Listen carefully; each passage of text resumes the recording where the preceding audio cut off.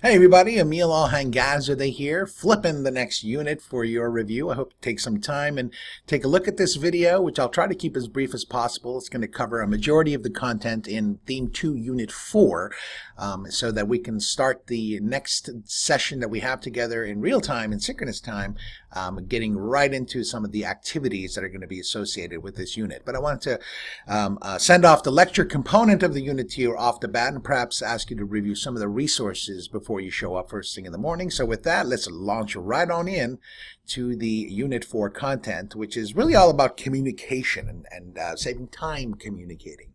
So communicating to your classroom community, students, teachers, parents, it's probably one of the most important and most time-consuming tasks that most educators or education professionals actually face. And so this particular unit is going to focus on some of the more powerful communication features of Google Apps for Education, which include Gmail, Google Hangouts, Google Groups, and Google Sites. It is a pretty lengthy unit, but that's because we're covering some big boy apps or some big girl apps here. So let's dive on in, if we will. So the first component of the unit is all about the power of Gmail and how you can actually provide some really great benefits and improve the communication lines in your classroom through flexibility of communication, easily composing and organizing and responding to messages from pretty much any device, frankly. It doesn't have to be an Android device or a computer. It could be an iPhone because, well, we'll get to all the mobile options. So if you're new to Gmail, what I recommend that you do is that you please visit the resources page in the website that is found at GAFE, bit.ly/GAFE 101 SAUSD, and take a look at the resources there. Here, let me show you what I'm talking about. Right, so here we are back on our website. You're going to go on over to resources, click on resources, and you can see that under Gmail we have some good resources for you to review just to familiarize yourself with the wonderful world of Gmail.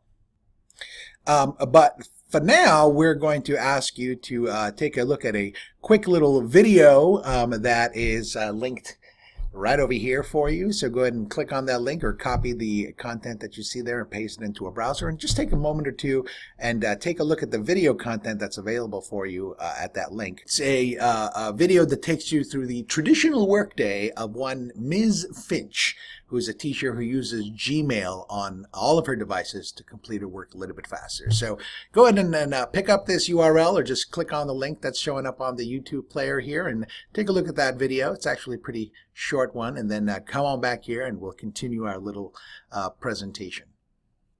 All right, so hopefully you've already taken a look at the video.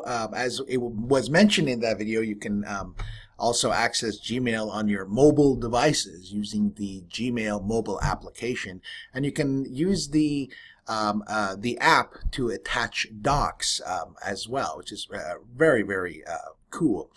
You can use the translation feature, which also helps you communicate with others who speak different languages when you receive a message in the unfamiliar language. Let's say you don't speak Espanol, and maybe you receive a message from a parent in Espanol and you don't really know what it says. Well, Gmail can recognize that and offer you a translate message link for you. So how do you do that? It's actually quite simple. As you can see, on the message, you're going to go on up to the right-hand side and click on the right side down triangle, and then go on down and click on the translate this message, and it will translate it right there for you in Gmail, so you don't have to copy the entire text of the message, paste it into a translator, and see what the parent is actually trying to say to you. It's a nice little feature that's been added into Gmail, of course.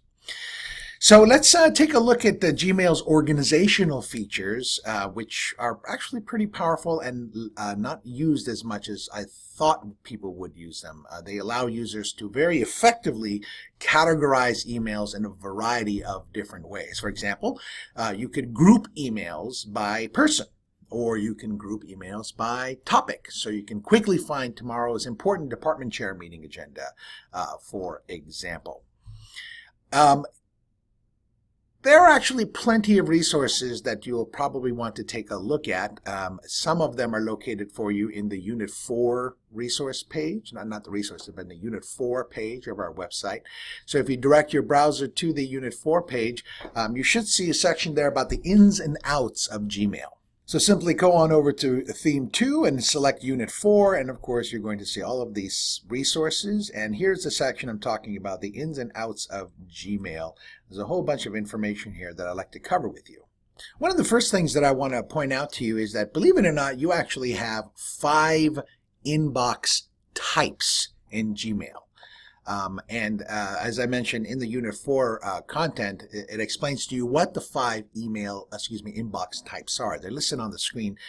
They, of course, include the default inbox, but there's also an inbox called Important First. There's one called Unread, one called Star, and one called Priority Inbox. And so please take some time and take a look at the chart in your Unit 4 page to learn about what the different types of inboxes are. And again, as I mentioned, if you have any questions, please list them, bring them to the workshop so that we can discuss them and clarify your understanding of them. But you will need to know what the ins and outs are of these 5 different types of inboxes. In fact, I'm putting a little link right over here for your perusal that will actually go over what the different types of inboxes are, specifically the priority inbox, which in my opinion is the best one of all. So please take a clickety-click here and take a look at the video that goes over the priority inbox. So how do you set your priority inbox? Well, first and foremost, you're going to want to go to our URL box, and you're going to want to put in the subdomain mail.google.com so you can access your Gmail account. And once you get to Gmail, you're going to come over to the right-hand side and click on the settings icon and then select settings. And once you do so, in the settings tabs up top, you're going to want to click inbox. And here's where you can see the inbox type that you're using. So when you click on the default, the right side down triangle for the drop down menu, you can see that you can choose your inbox type to Important First or Unread First or Starred First, and so forth and so on. And of course, as you can see, every time you change the type of inbox, the options also change. So you'll need to take a look at what those options are to take the most, get the most out of the inbox type as you possibly can. So another cool feature of Gmail is the ability for you to personalize your inbox with sections and categories. And let me show you what I'm talking about. In the default inbox type, again, I would go over to Settings and select Settings. And once, oops, did I click the wrong thing? I did. Yeah, we're going to click on Settings. You can come on over here and take a look again at Inbox. And in your default setting, you have these special categories that you can add to your specific inbox. And here's what it looks like. So as you can see, in my case, I've got social, promotions, and updates activated, but I don't have forums or the primary one. Actually, the primary one is activated by default. So what that looks like in my inbox is that I have these 4 tabs. So under primary, I'm getting all the emails that are being sent directly to me, but the social tab is collecting all of the types of emails that would come from social sites like Google Plus and Twitter and LiveJournal and so forth.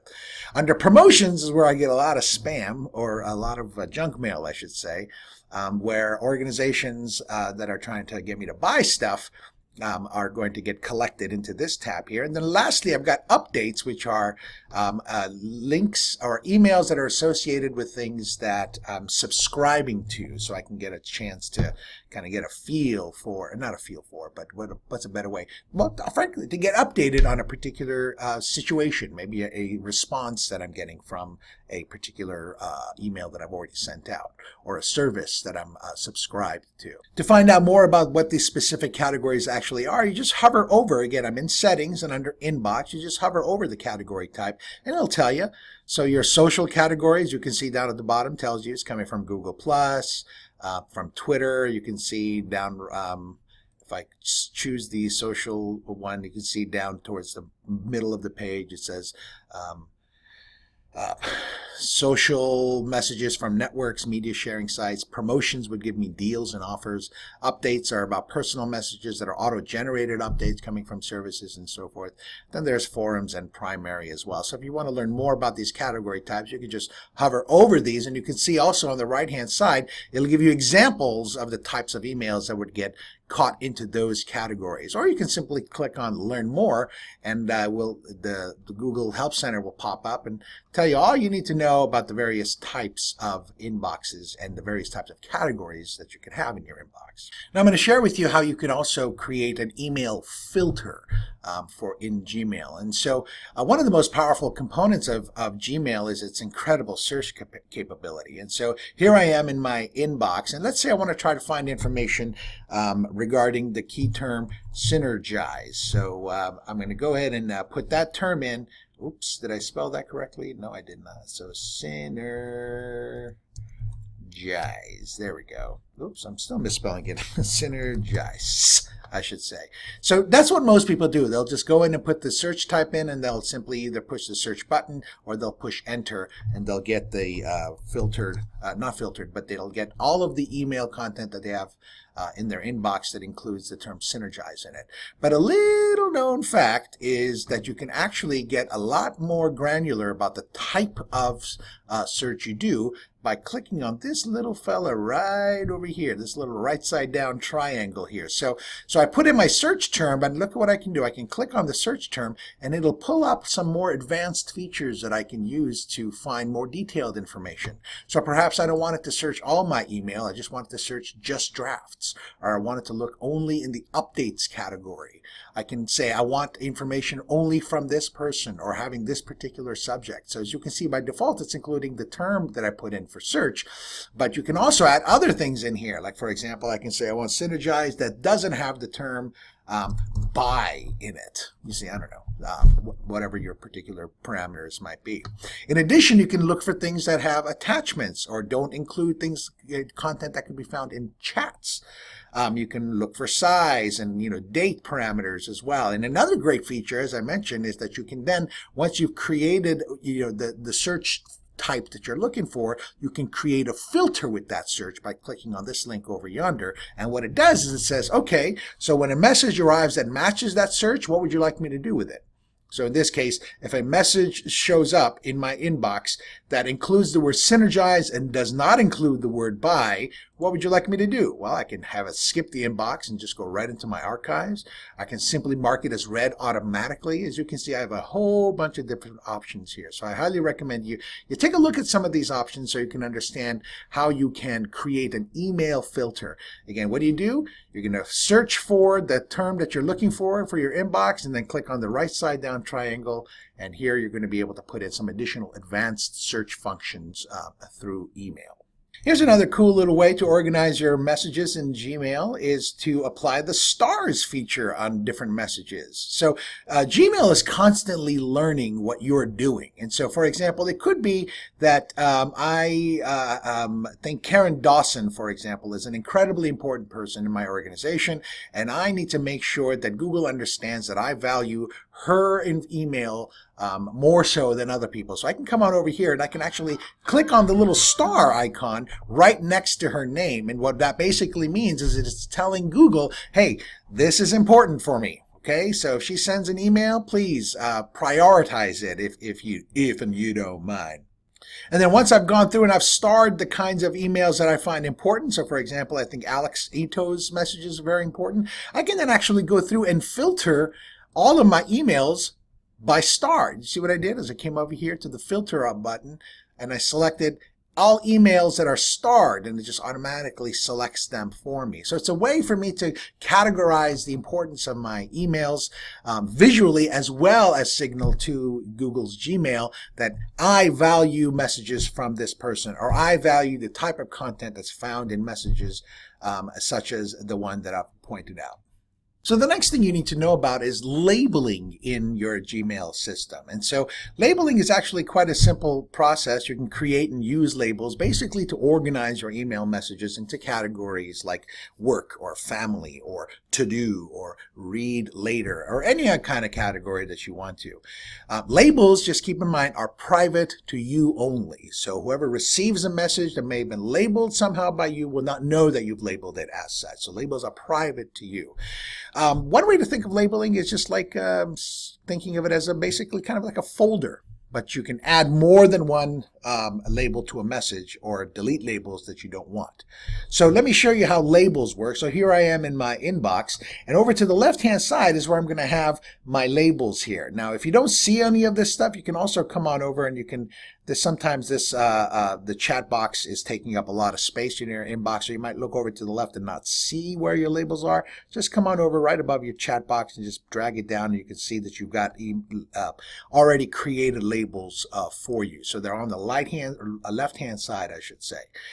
So if you are there and you don't see anything, make sure to click on the More button as well. So as you can see, if you pull the chat box down and there's still nothing there, it's because you need to select the More button so you can see all of your labels. And it's a very simple process. Down at the bottom it says Create New Label. So you just click on that. You're going to go through and create new labels, something to the effect of fun messages.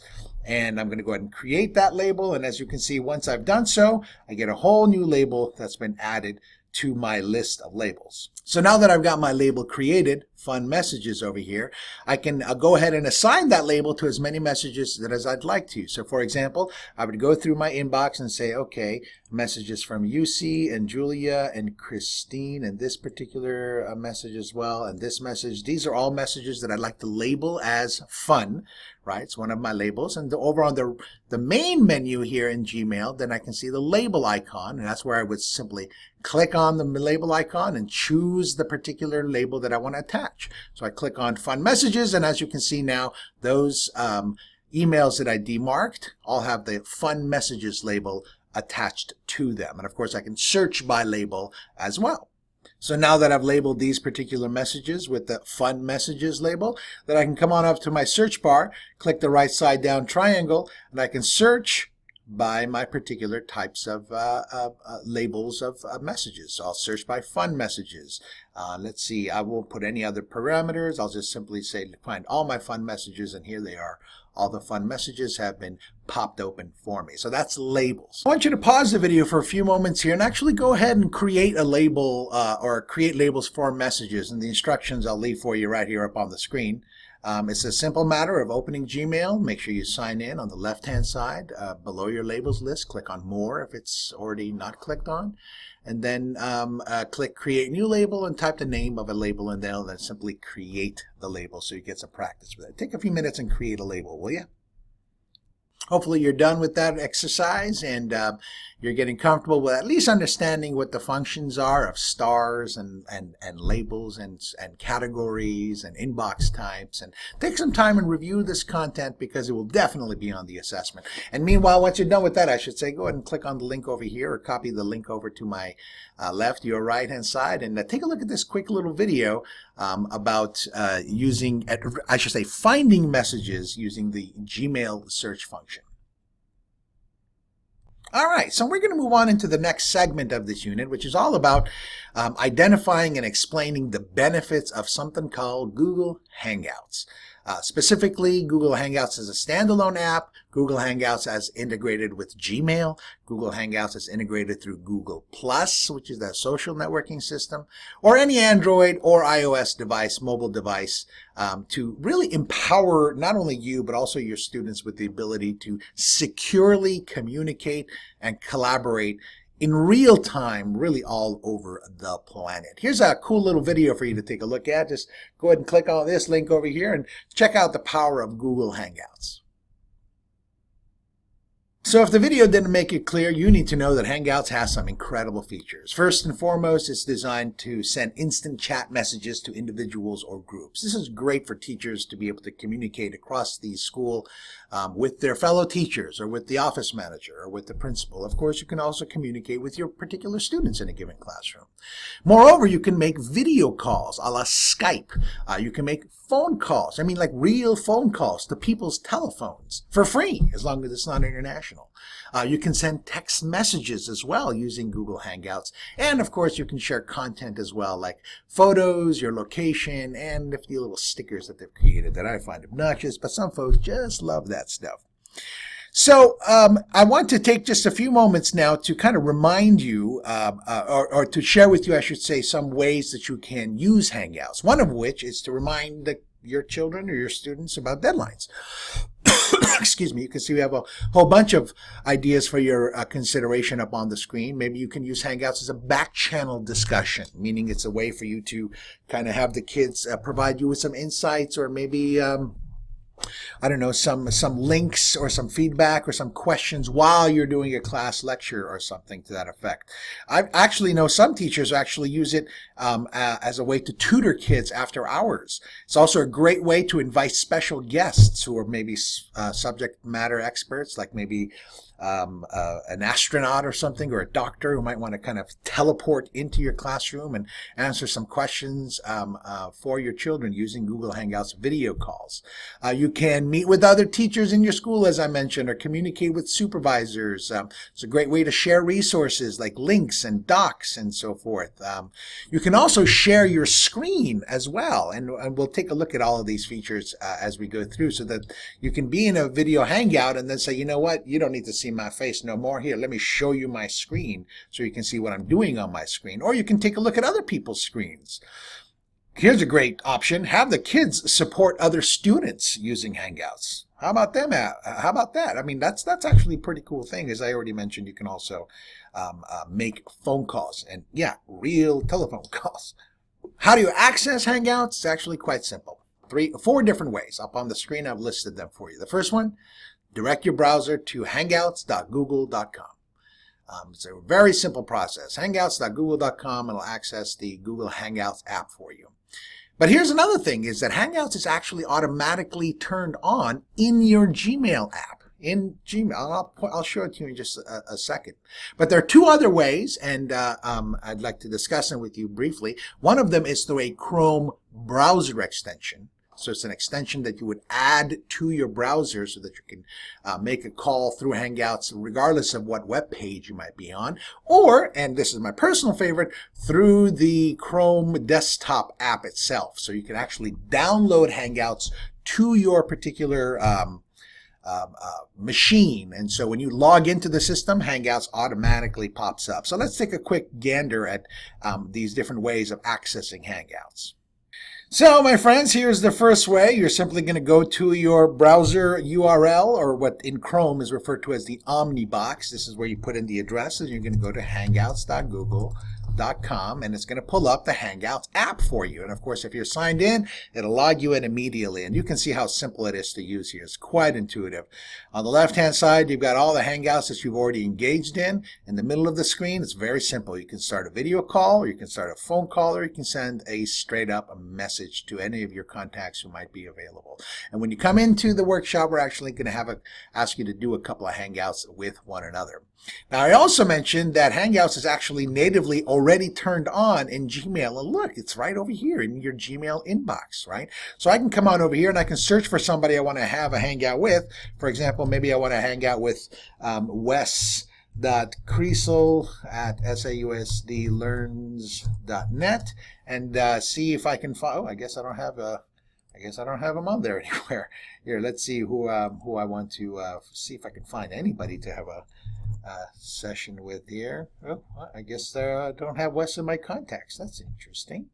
I'm sorry, I was confused. So the reason it's not showing up is because I'm filtering by phone call types only. So if I switched on over to Hangout Conversations, then I can go through and I can say, yeah, I want to have a little hangout with my buddy Wes. And so boom, here I can go through and start a hangout with him if I'd like to. Or I can hang out using my contacts in my Google system, and we'll look at contacts a little bit later on.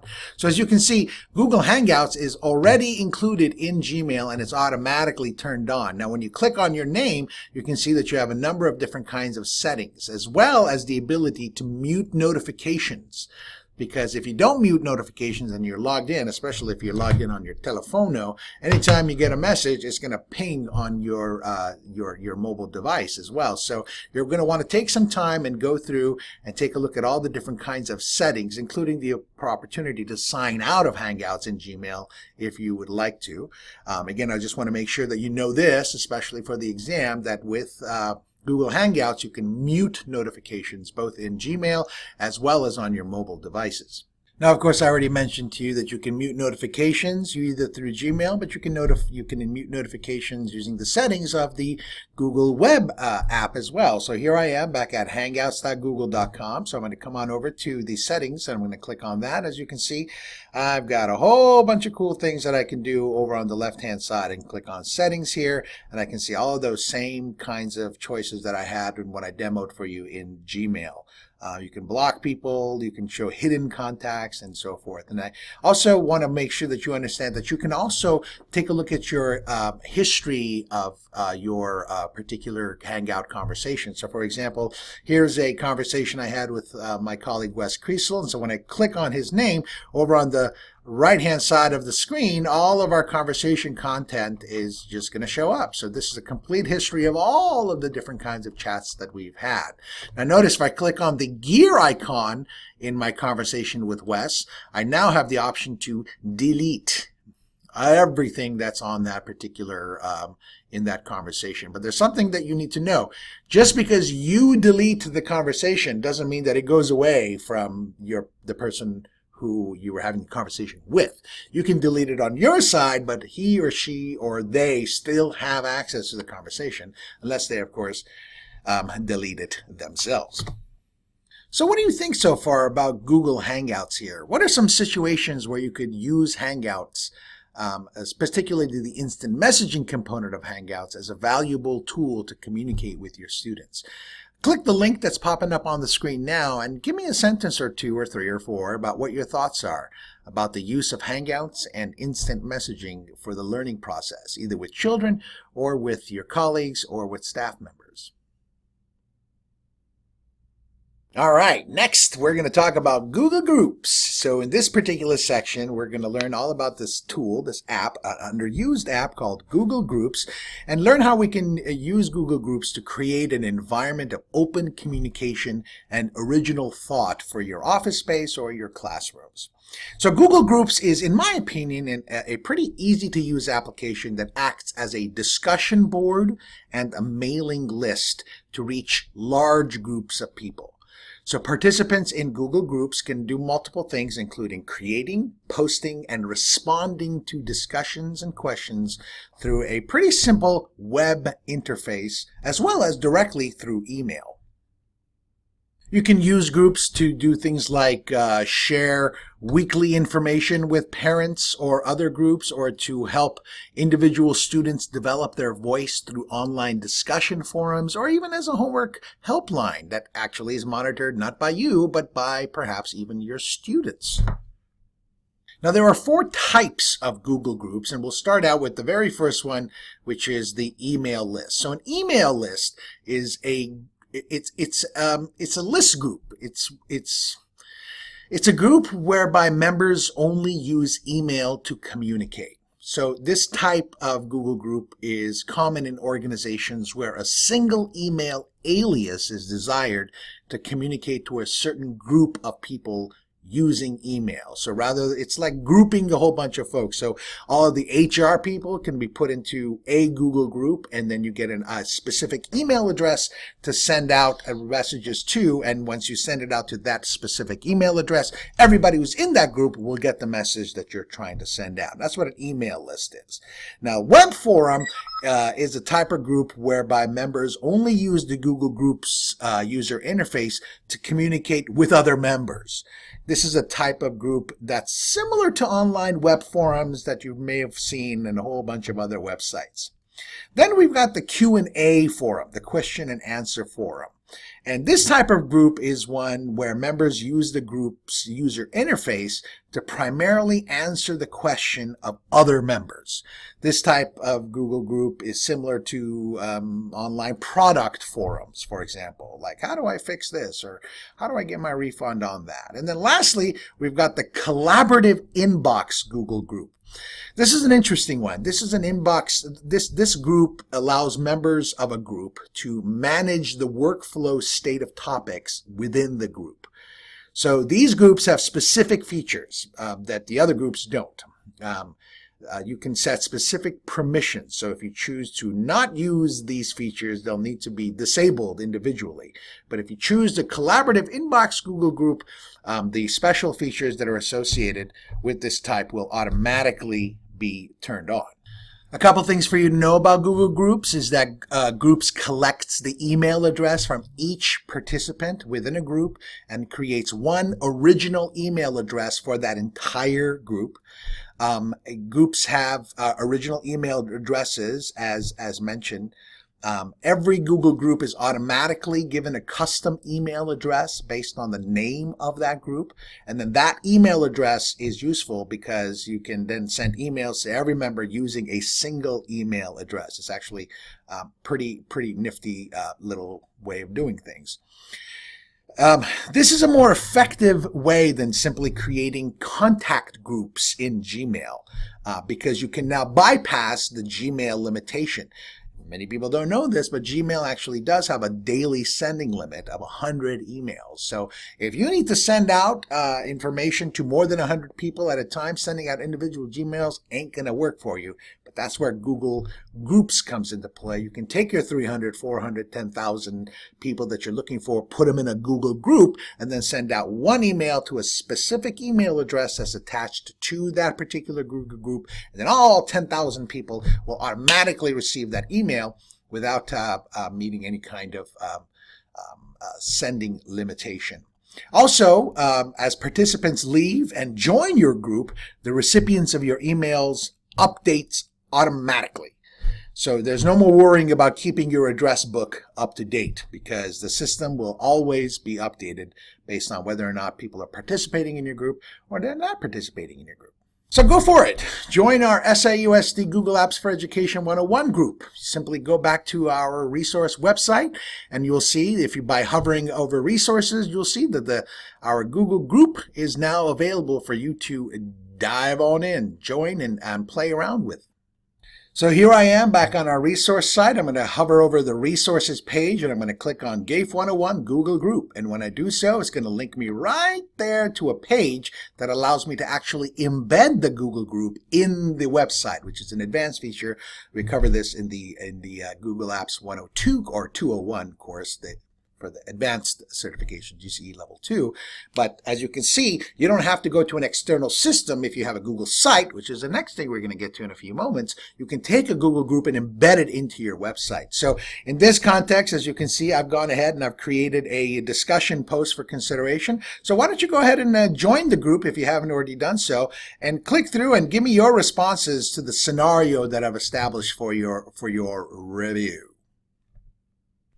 Now, as I mentioned, when we start the workshop, we're actually going to go through and I'm going to help you set up your own Google group so you can see all the nuances associated with setting up permissions, who can join, who can't join, how do you invite people to a group, and so forth. But for now, just go through, and if you haven't already done so, take a look at our Google GAFE 101 group and respond to the prompt by clicking on reply and giving me some of your thoughts. And once you finish that, come on back to the video so we can continue on to the last segment of our video flip here, which is all about Google Sites. So in this lesson, we're going to be taking a look at how a classroom Google site can help you communicate the work of your students with parents and your broader shared community. So the features and flexibility of Google Sites can provide transparency into the activities that your students complete, building trust and support from, of course, the wider community. Google Sites even allows you to collaborate with other teaching professionals by making it possible for several people to edit sites at any given time. And so what I'm going to do is take some time and demo the building of a particular site. So let's take a look. All right, first things first, we want to access the Sites app. So we're going to go to our Omnibox in Google, and we're going to type in sites. .thegoog.com, and that's going to bring us to our sites page. Of course, you need to be signed in. So the first thing I want to make sure you know is how to actually create a Google site. Guess what, folks? It's as easy as clicking the red create button. You just click on create. Now, some of you are going to see what I'm seeing right now, which is the opportunity for you to build a site in classic sites or to build it in the new sites. If you recall at the start of the session, your day one session, I mentioned to you that a new Google Sites system has been launched, but I'm an administrator and that's why it's allowing me to have that, but it could well be that they've rolled out the option to select the classic or new site to all users. But eventually the classic sites is going to go away and everybody's going to use a new site.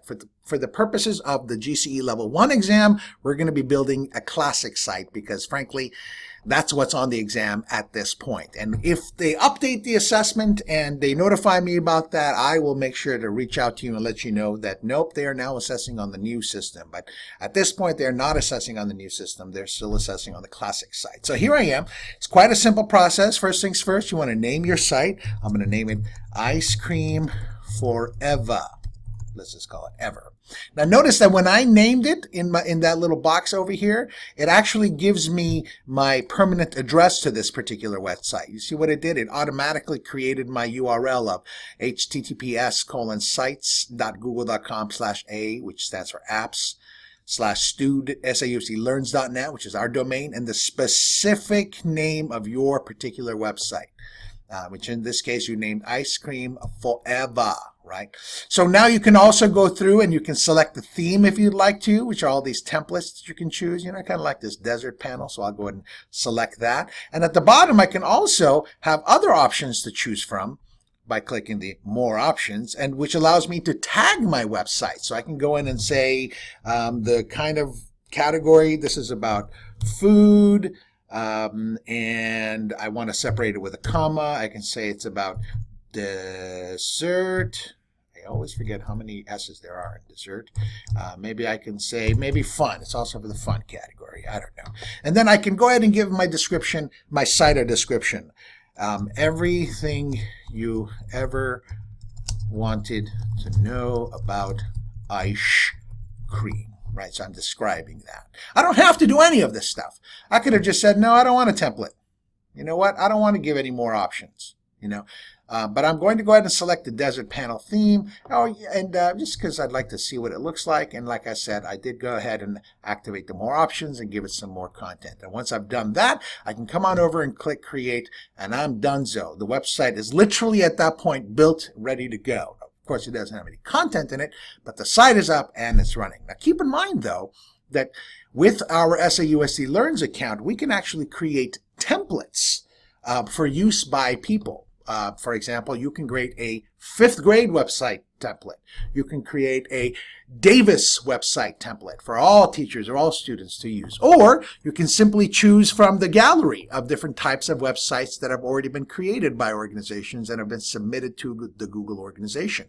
And as you can see, the different types of templates are also categorized by different topics as well. So if you can take a look at clubs and organizations, for example, or you can take a look at personal family website content and so forth and so on. You can just select that and give you a preview of what that particular website is going to look like. If you don't like it, you just go back to the gallery and say, no, let me take a look at this one. Oh, it looks kind of like that. I like this. I don't like that. So you see, so you have options, right? You can build something from blank. You can add a theme if you would like to. If you've already selected a theme and you no longer want to use that particular theme, well then I would recommend you go back to the blank slate. Actually, I think once you select the theme, it looks like you're kind of locked into the theme that you've selected. Even if you click on it again, it won't lock out, unfortunately. So maybe go back to simple or go down to the blank slate. I'm going to stick it out with desert panel. I kind of like that one. So in this case, I'm going to go ahead and create a blank a themed template. But I do want to point out to you again that you can create one template of Google Sites and then share it with all teachers, or share it with all your department heads or your teachers or your students, and then they just go in and populate the content. But we don't cover that until the second course here. But for now, let's go ahead and create our website by simply clicking create. And ladies and gentlemen, I give to you the brand new launch of the Ice Cream Forever website, brought to you by Santa Ana Unified School District. Now look at that. My website is up and running. It's got a vertical navigation system. It's got an instant search system that's been added on. It is absolutely gorgeous and ready to go. All right, so how do I go about creating new pages? Right now, there's only a home page. Very simple. I'm in editing mode of my Google site. Here's a button on the right-hand side, right? This is where you create pages. Click on that. It says, okay, what would you like to name this page? I'm going to name it Chocolate. And I have different types of pages that I can use. I can use a simple web page, which is most common, but I have other types of things like an announcement page where people can actually subscribe to the page, and every time I make an announcement about some content, they'll get an email in their Gmail box that'll say, hey, this website has made a new announcement. Here's a link to take a look at it. You can also have a file cabinet type of a website, which is a web page, which allows you to upload a whole bunch of different files, categorize them, give them names, and give them a description so that kids or people can go into that particular. Remember, we're talking about a web page now. This isn't a website. This is a web page within the site that allows you to upload files for people to download. You can create lists, and you can also have multiple start pages if you like. But for now, we'll keep it nice and simple. We'll go with the web page, and I'm going to keep it at the top level. And so this section over here is all about how the pages are categorized in the navigation bar. So in this case, I'll keep the page at the top level. I'm going to go ahead and create the page, and ladies and gentlemen, I have now added a brand new page to my website, and automatically, because I saved it at the top level, it comes up in the navigation system, and I'm already in the chocolate page. Make sure you save the page. And now you've got the page ready to rock and roll, right? Here's my chocolate page. Here's my home page. My chocolate page, my home page. All right. So now let's go back to our chocolate page and let's change the layout, right? In this case, as you can see, it's basically a one-column layout. So how do you edit pages once you create them? Well, it's the button right next to the adding pages. It's the editing pages marked by the pencil icon. When I click on that, I'm going to see that now I have basically a rich text editor where I can come in, add content if I'd like to, add a picture if I'd like to, by going up to insert and adding an image, as well as some of the other things you can insert, including links, table of contents, a whole bunch of stuff. And I highly recommend you take some time and review all of these things. So let's go ahead and insert an image just for giggles. So I'm going to upload an image directly from my website here, or rather my computer, and I'm going to have a picture of a kid pointing at the department I work at or something like that. I'm going to go ahead and add it in there. Voila, I have an image created as well. I can change the size to small or change the size to medium or large. I can center it. I can make it flush left or flush right, wherever I'd like. I've got the link to the image specifically as well. I can go ahead and click on remove, so now that page isn't linked to anything. And so boom, I'm done. I've got text, I've got an image into my one column layout. And so when I click on it, as you can see, text and the image. But changing the layout is actually a different process. So when I click on edit again, as you can see in the menu, you have a layout link in the navigation bar. You can click on that and you can choose the layout of your web page, not your website, your web page. So you can have 3 columns with an upper and a bottom, a header and a footer. So let's choose that. As you can see now, I have 3 sections and a place I can add content in the head and some place I can add content in the footer. If I don't like that, I can go back and change it to, let's say, for example, I don't know, just 2 columns, right? So no header and footer, just 2 split up columns. So I'm going to go ahead and save it. And now you can see I have 2 sections that are saved in my web page that I can add content to. Think of it as adding tables, if you will, to your website to better organize the content. The next thing I want to do is make sure that you understand how to change the appearance of your Google site, and that's actually quite a simple process as well. And here's how you do it. Go on up to the More Actions icon in your website, and when you click on that, you got a whole bunch of choices that you can work off of. Here's one of them. You can scroll on down to, let's say, page settings, right? So when I click on page settings, you can see I can choose what I want to list it. I want the page title. So that's the page title. But maybe I don't want the people to be able to attach content to my web page, right? So see, as you can see in the background, you can see that folks who come to my website can add files or something, or maybe add attachments. No, I don't want folks to be able to do that. I also don't want them to be able to add comments to my website or my web page. So I'll click that out. I'll click that out. As a matter of fact, that's all I want. I just want the page title to show up there. And I click on save, and look how it's going to change the appearance of my website by taking out all the stuff down at the bottom. Outsy. I can do a whole bunch of other things as well. For example, I can go to the More Actions icon and come on down to Manage Site. Now take a look at here. This is where you can change a lot of content. When I click on Manage Site, it kind of brings me to the Backstage area, and over to the left-hand side, I can see themes, colors, and fonts. Now again, we get into this much more deeply when it comes to the GCE Level 2 course, but I do want to point this out to you that when you do that, you have multiple sections that you can change the appearance of. So for example, I can change the text font for the entire page. By default, it's the theme-based font, which looks like this. But take a look at what happens if I decide to change the font into, let's say, Georgia. See, it changes the font. Or if I want to change the font to that little thing there, whatever that is, I scream forever. And of course, I want to make sure I save that. And there's a lot of settings that you can play with, and I'm not going to go through them all. It's going to be up to you to explore all of these types of settings under themes, colors, and fonts. And just to make sure that you saw what I did there, I'm on a web page. I'm going to come up to the gear icon for More Actions, and then I'm going to come down to Manage Site, because when you change the themes and the colors and so forth, you're making those changes to the global system, to the entire site. So you're managing the site, not the page that you're working on. So you click on Manage Site, and over to the left-hand side, you click on Themes and Colors. I'm going to demonstrate two more things for you, and then we're going to wrap up this wonderful video, and we'll see you first thing in the morning. And we're actually going to build a site. We're going to create a Google group. We're going to have a Google Hangout. We're going to do these things, but I want to have the information sent out to you in this flipped video. So let's go back to our web page. And what I want to do now is I want to be able to add content to my web page, but I want to add content from my Google Drive system. So for example, let's say I want to have a document that I created in my Google Drive right here into the actual home page. So here I am on my home page. I'm going to come on over here and I'm going to edit the home page by clicking the Edit Page icon. And once I do so, I can then come on over to Insert. And when I click on Insert, you know that there's a whole bunch of things you can do. These are the common insertions. There are some gadgets you can also add, but look over here.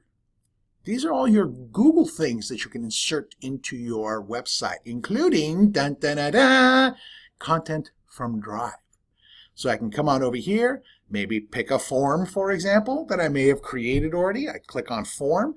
It pulls up from my particular drive all of the different kinds of forms that I've already created. Notice it's just the forms now, because that's what I said I want to enter. I can change that from forms to spreadsheets, or I can change it to presentations like slides. But no, I want forms, and I'm going to scroll on down, and why don't I pick the ice cream form that we created? So I'm going to click on that.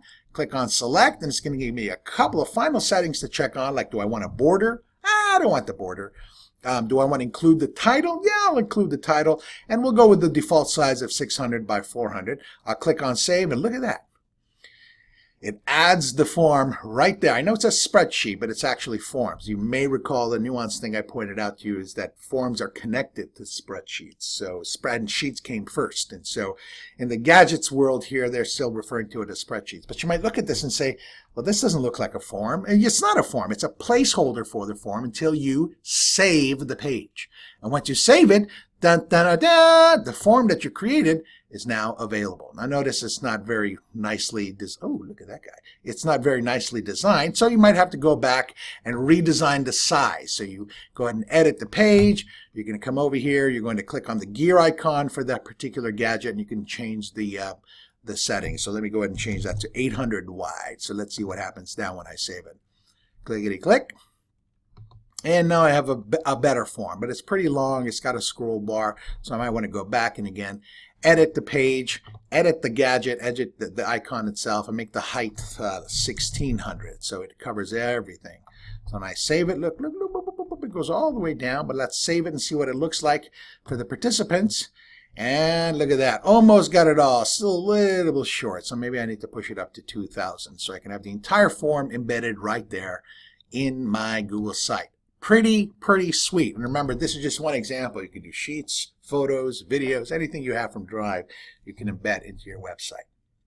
And the last thing I'm going to cover with you now is how to control access to your Google site. And that's actually a pretty simple process as well. The upper right-hand corner of your site, you have the share icon. When you click on it, it'll tell you who it's being shared by.